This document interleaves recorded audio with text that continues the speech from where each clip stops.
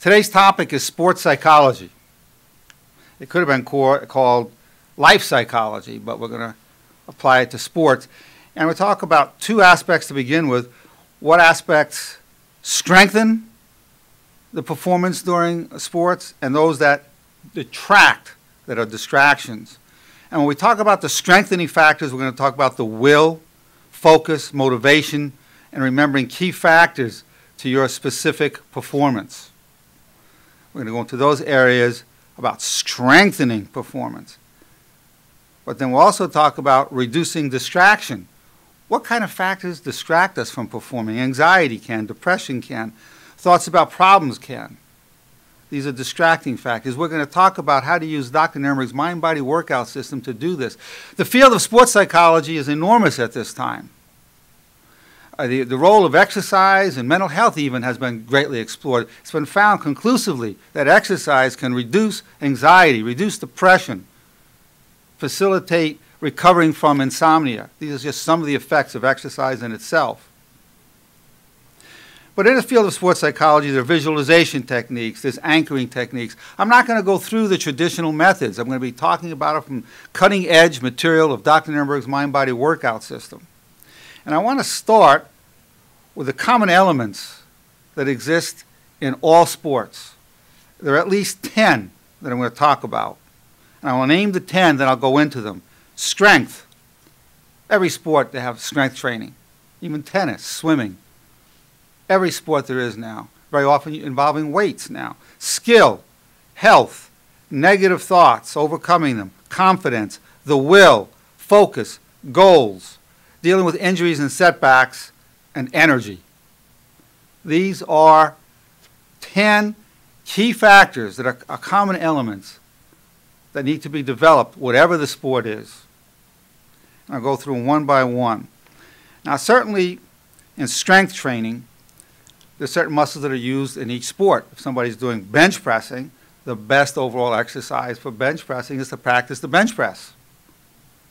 But a person can only go heavy once a week, so they may go light once a week. They might do back exercises using the T-bar strongman pull, or doing pull-ups, lat work, tricep work. So the person will develop strength.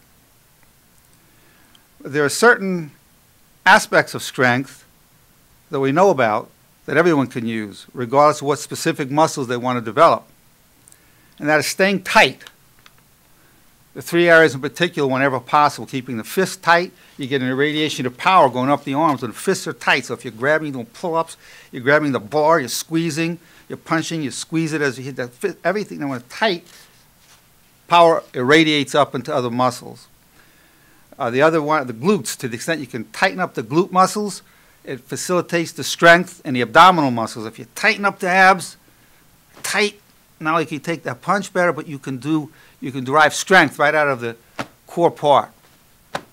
So you have tightening up muscles, regardless of what particular exercises you do to strengthen you for your sport.